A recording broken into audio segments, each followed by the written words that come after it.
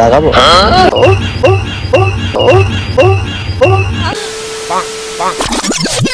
সত্য কথার দাম নাই, উচিত কথার ভাত নাই। দেখো ভাই, কয়েকদিন আগে তোমার আমার সবার প্রিয় অখিল ভাইকে নিয়ে একটা রোস্ট ভিডিও বানাইছিলাম। তোমরা আমার চ্যানেলে খেয়াল করলে দেখতে পারবা যে সেই অখিলের রোস্ট ভিডিওটা আর নেই। তোমরা হয়তো ভাবতেছো অখিলের ভয়ের চোদনে আমি ভিডিওটা ডিলিট করে দিচ্ছি, কিন্তু ভাই বিষয়টা একদমই উল্টো। কারণ এই হিজলা অখিল আমার ভিডিওতে কপিরাইট স্ট্রাইক মারে, এমনকি সেই ভিডিওটি ইউটিউব থেকে ডিলিট হয়ে যায়।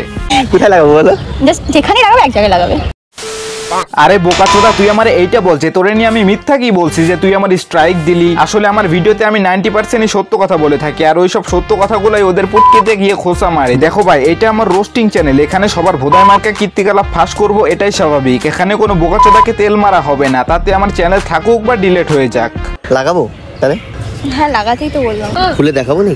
খুলে দেখাবো নি? গাইস, তোমরা তো খুব ভালো করেই জানো যে কাউকে রোস্ট করতে গেলে তার কোনো একটি ভিডিও ক্লিপ ভিডিওতে ব্যবহার করতেই হয়। আমিও এই হিজলার ভিডিওর কয়েকটা ক্লিপ আমার ভিডিওতে ব্যবহার করে ওরে রোস্ট করছিলাম। এটাই আমার সবচেয়ে বড় ভুল ছিল। কেন আমি এই হিজলাকে এক্সপোজ করলাম? ফার্স্ট অফ অল, ও আমার রোস্ট ভিডিওতে কোনো মিথ্যা কথা খুঁজে পায় না। তারপরে আর কি, আমাকে তো ওর স্ট্রাইক মারতেই হবে, না হলে তো আমি ওরে একটা না এক্সপোজ করতেই থাকবো। সেই জন্য এই বোকাচোদা আমাকে কপিরাইট স্ট্রাইক মারলো, কারণ আমি ওর ভিডিও থেকে 6 সেকেন্ডের একটা ক্লিপ ব্যবহার করে ওরে রোস্ট করছিলাম। এমনকি এই বোকাচোদা অখিল অনেক রোস্টারদের কপিরাইট স্ট্রাইক মানে নিজেকে হিজলার প্রমাণ দিয়েছে।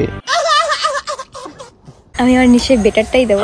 তোমার বেটারটা দেবে তুমি? শালা তুই কোন লেভেলের হিজলারে ভাই? তুই কি ভাবছো যে তোর এই ভোদার স্ট্রাইকের ভয়ে আমি ঘরে চুরি পরে বসে থাকবো? এই চুদির ভাই শোন, স্ট্রাইকের ভয় আমারে দেখাইস না, কেবল তো খেলা শুরু। তোরে লাস্ট বারের মতো বলছি, তুই যদি একটা ছেলে মানুষ হয়ে থাকিস অথবা তোর যদি নুনু থেকে থাকে, তাহলে কপিরাইট স্ট্রাইকটা তুলে নে। আবারও তোরে ভালোভাবে বলতাছি যে স্ট্রাইকটা তুলে নে, না হলে এর ফলাফল কিন্তু ভালো হবে না।